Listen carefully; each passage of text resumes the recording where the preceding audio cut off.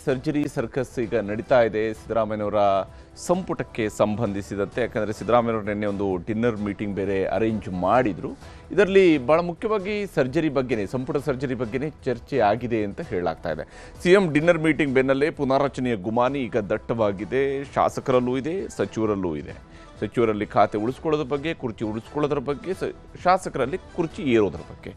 Dinner ಮೀಟಿಂಗ್ನಲ್ಲೂ ಕೂಡ ಪುನರ್ರಚನೆಯ ಸುಳಿವನ್ನು ಮುಖ್ಯಮಂತ್ರಿಯವರು ಕೊಟ್ಟಿದ್ದಾರಾ ಅಂಥೇಳಿ, ಯಾಕಂದರೆ ಅಂಥದ್ದೊಂದು ಚರ್ಚೆಗಳಾಗಿದ್ದಾವೆ ಅನ್ನೋಂತಹ ಮಾಹಿತಿ ಇದೆ. ಅದಕ್ಕೆ ಪೂರಕವಾದಂಥ ಕೆಲವೊಂದು ಅಂದರೆ ನೇರವಾಗಿ ಅವರಿಗೆ ನಾವು ಬದಲಾವಣೆ ಮಾಡ್ತೀವಿ, ಪುನರ್ರಚನೆ ಮಾಡ್ತೀವಿ ಅಂತ ಹೇಳಿದರೂ ಕೂಡ ಯಾವುದೇ ತ್ಯಾಗಕ್ಕೂ ಸಿದ್ಧರಾಗಿರಿ ಅನ್ನುವಂತಹ ಸಂದೇಶವನ್ನು ಮುಖ್ಯಮಂತ್ರಿಯವರು ರವಾನೆ ಮಾಡಿದ್ದಾರೆ ಅಂತೇಳಿ. ಯಾವುದೇ ತ್ಯಾಗಕ್ಕೂ ಸಿದ್ಧರಾಗಿರಿ, ಕೆಲವರು ಪಕ್ಷದ ಕೆಲಸಕ್ಕೂ ಕೂಡ ಹೋಗಬೇಕಾಗ್ಬೋದು, ಹಾಗಾಗಿ ಪಕ್ಷದ ಕೆಲಸಕ್ಕೆ ಹೋಗೋದಕ್ಕೂ ಸಜ್ಜಾಗಿರಿ ಅಂತ ಹೇಳ್ಕೊಂಡು ಹೇಳ್ತಾ ಇದ್ದಾರಂತೆ. ಸಚಿವರ ರಿಪೋರ್ಟ್ ಕಾರ್ಡ್ ಪರಿಶೀಲನೆಯನ್ನು ಮುಖ್ಯಮಂತ್ರಿಯವರು ಕೂಡ ಮಾಡಿದ್ದಾರೆ. ಪ್ರತಿಯೊಬ್ಬ ಸಚಿವರ ಜೊತೆ ಕೂಡ 1-to-1 ಕೂಡ ಅವರು ಮಾತನಾಡಿದ್ದಾರೆ ಅನ್ನೋಂತಹ ಮಾಹಿತಿಯು ಕೂಡ ಇರುವಂಥದ್ದು. ಕೆಲವು ಸಚಿವರು ಅದನ್ನು ಬಹಿರಂಗವಾಗಿ ಕೂಡ ಹೇಳಿದ್ದಾರೆ, 1-to-1 ಆಗಿ ಮಾತನಾಡಿದ್ದಾರೆ ನಮ್ಮ ಜೊತೆಗೆ ಅಂತ ಹೇಳಿ. ಹೈಕಮಾಂಡ್ಗೂ ಈಗಾಗಲೇ ರಿಪೋರ್ಟ್ ಕಾರ್ಡ್ ಮುಟ್ಟಿದೆ. ರಾಜ್ಯದಲ್ಲಿ ಸಚಿವರುಗಳ ಪರ್ಫಾರ್ಮೆನ್ಸ್ ಹೇಗಿದೆ, ಯಾವ ಸಚಿವರು ಹೇಗೆ ಪರ್ಫಾರ್ಮ್ ಮಾಡ್ತಾ ಇದ್ದಾರೆ ಅನ್ನುವಂತಹ ರಿಪೋರ್ಟ್ ಕಾರ್ಡ್ ಈಗಾಗಲೇ ಹೈಕಮಾಂಡ್ ಮಟ್ಟಕ್ಕೂ ಕೂಡ ಹೋಗಿದೆ ಅಂತ ಹೇಳಿ. ಅಲ್ಲಿ ಖುದ್ದು ಸುರ್ಜೇವಾಲಾ ಅವರಿಂದಲೇ ಸಚಿವರ ಮಾನದಂಡದ ಲೆಕ್ಕಾಚಾರಗಳು ಕೂಡ ನಡೆದಿದ್ದಾವೆ. ಸಚಿವರು ಕೆಲಸ ಮಾಡಿರೋದರ ಮಾನದಂಡವನ್ನು ಅವರು ಕೂಡ ಫಿಕ್ಸ್ ಮಾಡಿದ್ದಾರೆ. ಅದರ ಆಧಾರದಲ್ಲಿನೇ ಸಚಿವರುಗಳ ಕೆಲಸ ಕಾರ್ಯದ ಬಗ್ಗೆ ಪರಿಶೀಲನೆ ನಡೆದಿದೆ. ಬಿಹಾರ ಚುನಾವಣೆ ಬಳಿಕ ರಾಜ್ಯದಲ್ಲಿ ಪುನಾರಚನೆ ಆಗುವಂತಹ ಸಾಧ್ಯತೆ ಇದೆ ಅನ್ನುವಂಥದ್ದು ಸದ್ಯಕ್ಕೆ ಕಾಂಗ್ರೆಸ್ನಲ್ಲಿ ಓಡಾಡ್ತಿರುವಂತಹ ಮಾತು. ಅದು ಒಂದು ಬಣ, ಅಂದರೆ ಮುಖ್ಯಮಂತ್ರಿ ಬದಲಾವಣೆ ಇಲ್ಲ ಅಂತ ಹೇಳುವಂತಹ ಬಣ ಈ ರೀತಿಯಾದಂಥ ಮಾತನ್ನು ಹೇಳ್ತಿದೆ. ಮುಖ್ಯಮಂತ್ರಿ ಬದಲಾವಣೆ ಇದೆ ಅಂತ ಹೇಳ್ತಿರುವಂಥ ಬಣ ಯಾವುದೇ ಸಂಪುಟ ಪುನರ್ರಚನೆಯೂ ಇಲ್ಲ, ಹೊಸ ಮುಖ್ಯಮಂತ್ರಿಯ ಜೊತೆಗೆ ಹೊಸ ಸಂಪುಟ ಅನ್ನುವಂತಹ ಅಭಿಪ್ರಾಯವನ್ನು ಕೂಡ ಹೊಂದಿದೆ. ಇಲ್ಲಿ ಪುನರ್ರಚನೆಯ ಸರ್ಕಸ್ ಹೇಗಿದೆ ಅಂತ ನೋಡಿದರೆ, ಡಿನ್ನರ್ ಮೀಟಿಂಗ್ ಬೆನ್ನಲ್ಲೇ ಬೆಳಗ್ಗೆಯೂ ಕೂಡ ಬಹಳಷ್ಟು ಆಕ್ಟಿವ್ ಆಗಿ ಸಚಿವರುಗಳು, ಶಾಸಕರು ಇರುವಂಥದ್ದು ಗೋಚರಿಸ್ತಾ ಇತ್ತು. CMನಿಗೆ ಸಚಿವ ಆಕಾಂಕ್ಷಿಗಳು ಕೂಡ ಭೇಟಿ ಮಾಡಿದ್ದಾರೆ. ಅದು ಒಂದು ಲಾಭಿಯ ಭಾಗವೂ ಕೂಡ ಇರ್ಬೋದು, ಅಥವಾ ನಮ್ಮನ್ನು ಮರಿಬೇಡಿ ಅಂತ ನೆನಪಿಸುವಂತಹ ಪ್ರಯತ್ನದ ಭಾಗವೂ ಕೂಡ ಇರಬಹುದು. KN ಶಿವಲಿಂಗೇಗೌಡರು, BR ಪಾಟೀಲರು ಸೇರಿದಂತೆ ಹಲವು ನಾಯಕರು ಇವತ್ತು ಮುಖ್ಯಮಂತ್ರಿಯವರನ್ನ ಭೇಟಿಯಾಗಿದ್ದಾರೆ. ಬೆಳಗ್ಗೆನೇ ಬಂದು ಮುಖ್ಯಮಂತ್ರಿಯವರ ನಿವಾಸಕ್ಕೆ ಬಂದು ಅವ್ರನ್ನ ಭೇಟಿಯಾಗಿದ್ದಾರೆ. ಸಂಪುಟದಲ್ಲಿ ಸೇರಿಸಿಕೊಳ್ಳುವಂತೆ ಮುಖ್ಯಮಂತ್ರಿ ಮೇಲೆ ಒತ್ತಡವನ್ನು ಹೇರುವ ಪ್ರಯತ್ನದ ಭಾಗ ಇದು ಅಂತ ಪರಿಗಣಿಸಲಾಗಿದೆ. ಹಾಗೆಯೇ ಮತ್ತೊಂದು ಕಡೆ ಶಿವಕುಮಾರ್ ಅವರ ಮನೆಯಲ್ಲೂ ಕೂಡ ಚಟುವಟಿಕೆಗಳು ನಡೆದಿದ್ದಾವೆ. ಅಲ್ಲಿಗೂ ಕೂಡ ಕೆಲವು ಸಚಿವರುಗಳು ಭೇಟಿ ಕೊಟ್ಟಿದ್ದಾರೆ. ಒಟ್ಟು ಪಕ್ಷದಲ್ಲಿ ಒಂದಿಷ್ಟು ಚಟುವಟಿಕೆಗಳಂತೂ ಗೋಚರಿಸ್ತಾ ಇದೆ ಕಾಂಗ್ರೆಸ್ನ ಒಳಗಡೆ. ಶಿವಕುಮಾರ್ ಅವರ ಮನೆಗೆ ಆಹಾರ ಸಚಿವ KH ಮುನಿಯಪ್ಪ ಅವರು ಕೂಡ ಭೇಟಿ ನೀಡಿ ಮಾತುಕತೆಯನ್ನು ನಡೆಸಿದ್ದಾರೆ.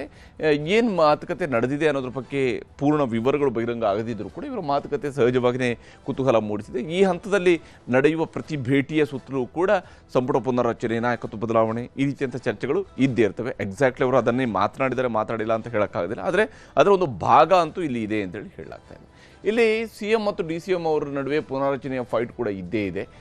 ವಿಶೇಷವಾಗಿ ಉಪಮುಖ್ಯಮಂತ್ರಿಯವರ ನಿಲುವಿನ ಪ್ರಕಾರ ಯಾರು ಎಲ್ಲಿರಬೇಕು ಅನ್ನೋದನ್ನು ಹೈಕಮಾಂಡ್ ನಿರ್ಧರಿಸುತ್ತೆ ಅಂತೇಳಿ. ಅಂದರೆ ಯಾರು ಮುಖ್ಯಮಂತ್ರಿ ಆಗಬೇಕು, ಯಾರು ಉಪಮುಖ್ಯಮಂತ್ರಿ ಆಗಬೇಕು ಅನ್ನೋದನ್ನು ಹೈಕಮಾಂಡ್ ನಿರ್ಧರಿಸುತ್ತೆ. ಯಾರು ಸಚಿವರು ಇರಬೇಕು, ಯಾರು ಶಾಸಕರಾಗಿ ಮುಂದುವರಿಬೇಕು, ಯಾರು ಪಕ್ಷ ಸಂಘಟನೆಯಲ್ಲಿ ಇರಬೇಕು, ಇದೆಲ್ಲ ಹೈಕಮಾಂಡ್ ನಿರ್ಧರಿಸುತ್ತೆ ಅಂತೇಳಿ. ಆದರೆ ಶಾಸಕರ ಜೊತೆಗೆ ಹೈಕಮಾಂಡ್ ಆಶೀರ್ವಾದವೂ ಕೂಡ ಭಾಳ ಮುಖ್ಯ ಅನ್ನುವಂತಹ ನಿಲುವನ್ನು ಮುಖ್ಯಮಂತ್ರಿ ಸಿದ್ದರಾಮಯ್ಯನವರು ತಾಳಿದ್ದಾರೆ. ಅದರ ಪ್ರಕಾರವಾಗಿಯೇ ಅವರು ತಮ್ಮ ದಾಳಗಳನ್ನು ಉರುಳಿಸ್ತಾ ಇದ್ದಾರೆ. ಸಿದ್ದರಾಮಯ್ಯನವರು CM, ನೀವು DCM ಅನ್ನುವಂಥದ್ದು ಆಗ ಹೆಣೆದಿದ್ದಂತಹ ಸೂತ್ರ, 2023 ಸೂತ್ರ ಅನ್ನುವಂಥದ್ದು ಶಿವಕುಮಾರ್ ಅವರ ಕಡೆಯ ನಿಲುವಾದರೆ, ಶಾಸಕರ ಬೆಂಬಲ ಇಲ್ಲದೆ CM ಆಗೋಕ್ಕೂ ಕೂಡ ಆಗೋದಿಲ್ಲ ಅನ್ನುವಂತಹ ಅಭಿಪ್ರಾಯವನ್ನು ಸಿದ್ದರಾಮಯ್ಯನವರ ಕ್ಯಾಂಪ್ ಹೊಂದಿದೆ. ಯಾಕಂದರೆ ಸಿದ್ದರಾಮಯ್ಯನವರ ಬೆನ್ನಿಗೆ ಇವತ್ತು ಕೂಡ ಹೆಚ್ಚು ಶಾಸಕರು ನಿಂತಿದ್ದಾರೆ ಅನ್ನುವಂತಹ ವಿಶ್ವಾಸ ಸಿದ್ದರಾಮಯ್ಯನವರ ಜೊತೆಗೆ ಇದ್ದೇ ಇದೆ. ಆದರೆ ನವೆಂಬರ್ ಕ್ರಾಂತಿ ಅನ್ನುವಂಥದ್ದು ಕೇವಲ ಸೃಷ್ಟಿಯಷ್ಟೇ ಅನ್ನೋದನ್ನು ಶಿವಕುಮಾರ್ ಅವರು ಕೂಡ ಹೇಳ್ತಿದ್ದಾರೆ. ಅವರ ಪ್ರಕಾರ ಮುಖ್ಯಮಂತ್ರಿ ಬದಲಾವಣೆಯೂ ಕೂಡ ಯಾವುದೇ ಕ್ರಾಂತಿ ಅಲ್ಲ, ಅದೊಂದು ಸಹಜ ಬೆಳವಣಿಗೆಯೇ ಹೊರತು ಬೇರೇನೂ ಅಲ್ಲ. ಹಾಗಾಗಿ ಅವ್ರ ಪ್ರಕಾರ ನವೆಂಬರ್ ಕ್ರಾಂತಿ ಅನ್ನುವಂಥದ್ದು ಕೇವಲ ಸೃಷ್ಟಿ ಅನ್ನುವಂಥದ್ದು ಶಿವಕುಮಾರ್ ಅವರ ಮಾತಾದರೆ,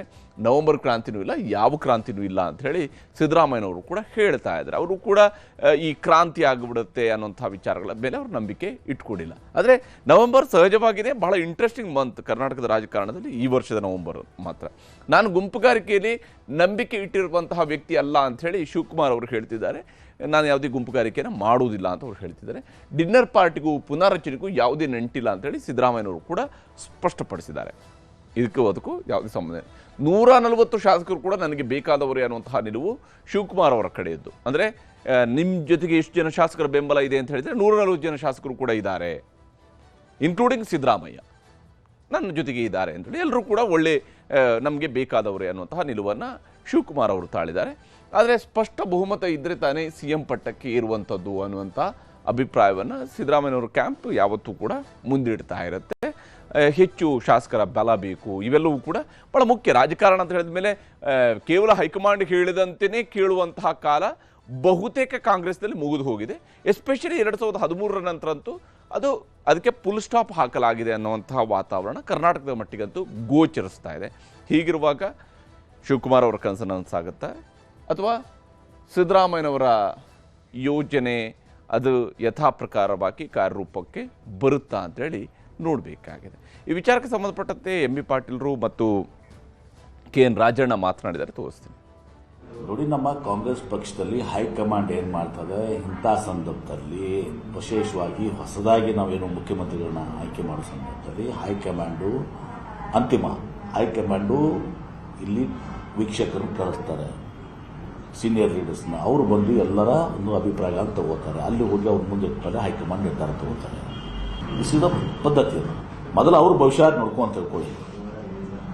ಒಂದು ಮನೆ 100 ಬಾಗಿಲಾಗಿದಾವೆ ಏನ್ರಿ, ಬೇರೊಬ್ರು ಭವಿಷ್ಯ ಹೇಳ್ಬೇಡ. ನಿಮ್ಮ ಬಾಗಿಲುಗಳು ನೋಡ್ಕೊಡ್ರಿ. ಅಶೋಕ್ರ ಬಾಗಿಲ ಒಂದು, ವಿಜಯೇಂದ್ರನ ಬಾಗಿಲ ಒಂದು, ಸೋಮಣ್ಣವ್ರ ಬಾಗಿಲ ಒಂದು, ಜೋಶಿಯವ್ರ ಬಾಗಿಲ ಒಂದು, ಅಶ್ವತ್ಥನಾರಾಯಣ ಅವ್ರ ಬಾಗಿಲ ಒಂದು, ಯತ್ನಾಳ್ ಅವ್ರ ಬಾಗಿಲ ಬಿಟ್ಟು ಹೊರಗೆ ಹೋಗಿದಾರ. ಆಮೇಲೆ ಎಷ್ಟು ಬಾಗಿಲುಗಳು, ಒಂದು ಮನೆ 100 ಬಾಗಿಲುಗಳದಾವ. ಮೊದಲು ತಮ್ಮ ಮನೆ ಶುದ್ಧ ಮಾಡ್ಕೋ ಅಂತ ಹೇಳಿ ಬೇರೆಯವ್ರ ಬಗ್ಗೆ ಏನು ಮಾತಾಡ್ತಾರೆ? 6 ಅಲ್ಲ 100. ಕ್ರಾಂತಿ ಎಲ್ಲ ಮುಗಿದು ಹೋಗ್ಬಿಟ್ಟಿದೆ. ಅಲ್ಲಿ 100 ಬಾಗಿಲುಗಳಾಗಿ ಎಲ್ಲ ಉಳಿದಿಲ್ಲ ಇನ್ನೂ ಪಕ್ಷದಲ್ಲಿ. ಸಿಕ್ಕರು ಒಂದೇ, ಸಿಗದೇ ಇದ್ರು ಒಂದೇ. ಆಶಾಭಾವನೆ ಇದೆಯಾ? ಆಶಾಭಾವನೆ 138 ಜನಕ್ಕೂ ಇದೆ. ಅಲ್ಲ, ತಮ್ದು ಹೇಳಿ. ನಮ್ದು ನೋಡ್ರಿ, ನಾವು ಅಧಿಕಾರ ಯಾವತ್ತೂ ಹುಡುಕೊಂಡು ಹೋದವನಲ್ಲ, ಗೊತ್ತಾಯ್ತಾ? ಬಂದರೆ ಸಂತೋಷ, ಬರದೇ ಇರೋದು ಸಂತೋಷ.